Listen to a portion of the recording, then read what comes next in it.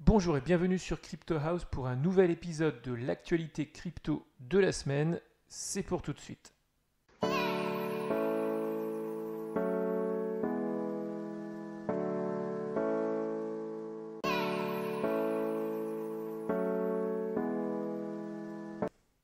La question qu'on peut se poser en ce moment, c'est est-ce qu'on est rentré dans une nouvelle crise? On voit ici sur la capitalisation du marché, le 26 juin, on était à un marché de 386 milliards de dollars. Et il y a quelques jours, le 26 septembre, on était redescendu à 209 milliards de dollars, soit quand même 45% de baisse en seulement quelques mois comme ça. Aujourd'hui, on est à peine plus haut puisqu'on est à 220 milliards. Donc je pense qu'on peut aujourd'hui malheureusement dire qu'on est rentré dans une sorte de petite crise. Alors ce n'est pas la crise de 2017-2018, mais quand même avec 45% de baisse, on est dans une crise. Si on regarde ici le graphe du Bitcoin en ce moment, on voit qu'il y a quelques jours, on a subi encore une nouvelle chute. En tout cas, on n'est plus du tout dans le triangle que j'avais dessiné. Et par contre, depuis quelques jours, on peut dire le bain de sang qu'il y a eu, notamment, bon, Bitcoin a un petit peu baissé, mais là, il est en ce moment aux alentours de 8000 dollars. Mais par contre, le bain de sang qu'il y a eu avec les altcoins, c'est un petit peu stabilisé. Mais malgré tout, les altcoins sont super bas, parfois à des niveaux de 2017 et souvent à des niveaux encore jamais atteints, même à des niveaux beaucoup plus bas que les ICO par exemple. Donc bon, moi je ne suis pas devin, je ne peux pas prédire l'avenir. On va voir comment le marché évolue. J'espère qu'il ne va pas descendre un petit peu plus bas, mais comme j'ai dit dans la vidéo précédente, les fondamentaux n'ont pas changé. L'adoption à la fois des citoyens, des entreprises, et on va le voir aussi même dans cette vidéo, de certains États augmente. Donc pour moi, l'avenir est toujours rose pour les grandes cryptos, celles qui sont, je pense, dans le top 10. Alors la semaine dernière, il y a eu donc cette grosse chute qu'on voit ici sur le graphe, qui fait qu'on est sorti de ce triangle. Et on a perdu quasiment 2000 dollars en 2-3 jours. Et j'avais évoqué l'hypothèse que c'était peut-être dû au Bitcoin futur du CME Group. Et on a maintenant la confirmation qu'effectivement ce serait dû à ça. Il y avait en jeu quand même des options sur 37 000 bitcoins. Et ici on a un site norvégien qui confirme aussi cette hypothèse, qui rappelle qu'il y a eu 20 contrats futurs depuis le début et que 15 fois sur les 20, le marché a chuté juste avant l'échéance, donc pour atteindre les limites du contrat futur. Donc ça veut dire que dans 75% des cas, il y a eu une chute. Alors, y a-t-il eu manipulation du marché? Là, je vous laisse juger. Mettez votre avis dans les commentaires. Alors pour finir quand même sur une note un petit peu optimiste que la crise actuelle, on a une étude très sérieuse de la Bayerische Landesbank, qui est une grande banque allemande de Munich, qui vient de sortir une étude où il compare un petit peu le Bitcoin avec l'or. Et en page 5 ici du document, voilà, il voit le Bitcoin en mai 2020 à 90 000 dollars si la conjoncture actuelle reste telle qu'elle est. Donc c'est quand même assez incroyable qu'on ait une banque allemande, donc un pays quand même assez sérieux, une banque sérieuse, qui, parle du Bitcoin, parce que c'était quand même en 2017 un sujet tabou. C'était vraiment, citer le Bitcoin, c'était vraiment aller au diable. Et là, on a une banque allemande qui sur un espace de 8 mois, prédit une hausse qui ferait un x10 par rapport au prix actuel du Bitcoin. Bon, je ne sais pas ce que vous en pensez, moi je trouve que c'est un petit peu optimiste, même très optimiste. Ce que j'espère, c'est qu'au niveau du halving, on aura juste dépassé au moins la barre des 20 000. Mais bon, en tout cas, cette étude est là, je mettrai les liens dans la description pour que vous puissiez la lire. Alors on passe maintenant aux nouvelles des pays. Alors c'est une info qui nous vient du Venezuela, qui est retransmise par Bloomberg, qui est quand même une source d'information sérieuse. Et ils disent que selon 4 personnes qui ont souhaité garder l'anonymat, mais qui ont une connaissance directe de la question, la Banque centrale du Venezuela procède actuellement à des tests internes pour déterminer si elle peut conserver des crypto-monnaies donc dans ces coffres. Donc ici, ça va être bien sûr des coffres virtuels. Et ça viendrait donc du fait, ils le mettent ici, que la société d'État Petroleo Venezuela SA, elle souhaite envoyer des bitcoins et de l'Ethereum à la Banque centrale et de demander donc à l'autorité monétaire de payer les fournisseurs en crypto, parce qu'on sait bien donc que le Venezuela est sous embargo, qu'ils n'ont pas accès au dollar américain et que leur monnaie locale vaut pas grand-chose. Donc pour le fournisseur, donc Petroleos Venezuela, la seule moyen de payer ses fournisseurs, c'est aujourd'hui d'utiliser les cryptos. Alors l'information, elle ne s'arrête pas là, hein. Il y a encore d'autres sources, alors toujours anonymes, en ce moment c'est que des sources anonymes pour les infos qui concernent vraiment les pays.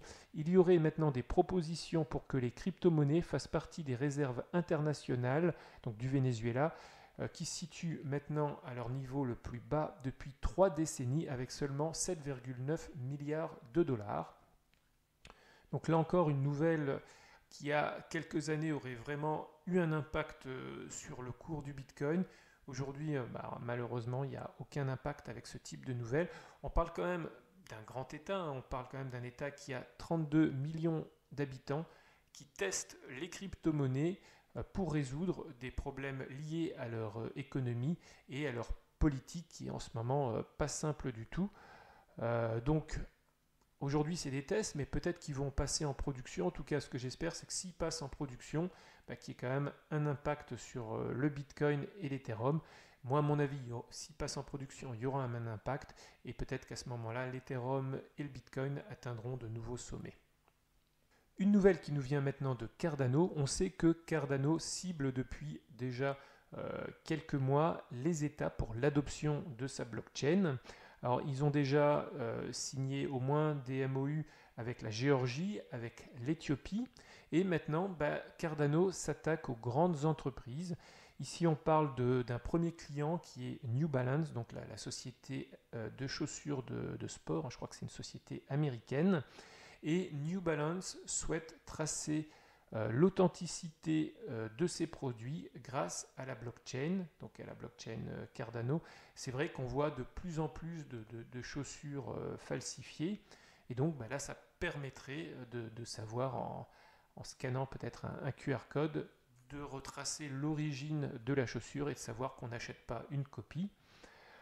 Alors pour l'instant c'est un test, ça risque de s'étendre au niveau mondial. Par contre, la chose un petit peu embêtante, c'est que ça n'utilise pas le token ADA, donc le token de la blockchain Cardano. Une nouvelle du SEC, mais au travers la société BlockOne, qui est la société qui développe la blockchain classée au top 10, qui est EOS. Et BlockOne vient de recevoir une amende de 24 millions de dollars de la SEC, donc qui est c'est Security Exchange Commission, pour avoir conduit un ICO non enregistré comme des titres. Ce qu'ils disent en anglais, c'est les Unregistered Security Offering. Alors, cela peut sembler beaucoup, 24 millions de dollars, mais c'est rien par rapport à ce que BlockOne a récolté lors de l'ICO. On parle ici de 4,1 milliards de dollars. Donc, c'est plutôt une nouvelle, je dirais, positive pour BlockOne. Ensuite, ce qu'ils disent dans l'article, c'est que la SEC a simultanément accordé à BlockOne une dérogation afin que BlockOne ne soit pas soumis à certaines restrictions en cours. Et donc, BlockOne pense que l'octroi de cette dérogation témoigne de l'engagement continu de BlockOne à se conformer à la régulation et aux meilleures pratiques internationales et américaines. Donc, bref, ça veut dire que tout est bon pour EOS. Ils ne vont plus être embêtés par la SEC. Ils ont payé leur amende et maintenant, ils peuvent continuer leur développement. On va maintenant parler de Binance. Il n'y a pas un épisode sans qu'on parle de Binance. Alors après avoir lancé lors de l'épisode précédent leur service de prêt, où vous pouvez prêter vos cryptos et recevoir des intérêts en échange, Là, Binance lance maintenant une plateforme de stacking, donc ça va permettre de recevoir chaque mois des revenus passifs. Alors le stacking, c'est pas nouveau hein, sur la plateforme Binance, mais maintenant c'est mieux structuré. Il y a vraiment sur la nouvelle interface donc de leur exchange toute une partie consacrée au staking, et on voit ici toutes les cryptos qui sont concernées. Donc il y avait déjà Neo avec le gas, il y avait ONT où on gagnait du ONG, il y avait VET où on gagnait du VTHO, et maintenant ils ont rajouté à ça le XML, le KMD, donc le Komodo, Algo, Stratus et Qtum. Si vous n'avez pas de compte Binance et que ça vous intéresse de participer donc à ce staking, je vais mettre en bas le lien de parrainage. Ça permet un petit peu de soutenir la chaîne.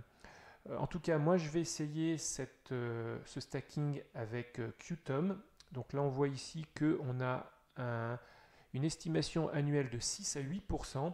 Ce qu'il faut savoir, c'est que pour stacker du Qtum, il faut avoir un PC continuellement allumé qui valide les transactions ou qui essaye de valider des blocs. Et donc là, c'est vachement simple parce qu'on n'a plus à avoir son PC allumé. Et en plus, on est sûr de gagner ici 4 et quelques pourcents en ce moment.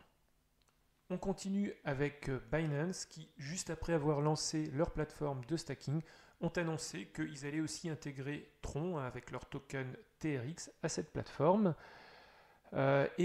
Directement après avoir fait cette annonce, on s'aperçoit que ce sont les plus gros représentants et donc validateurs de blocs de la plateforme.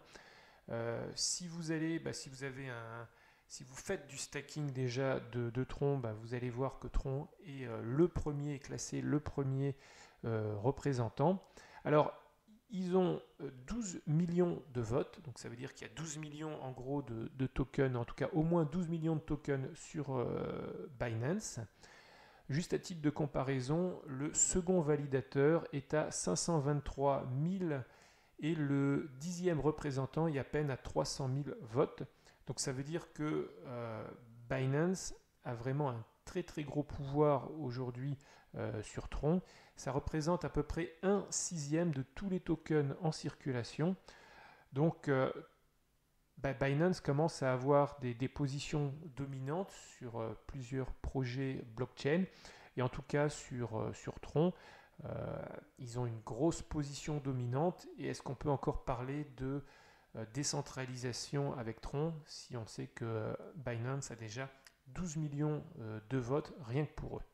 Une brève pour conclure, on a le Lightning Network sur le Bitcoin qui vient de passer la barre des 10 000 nodes.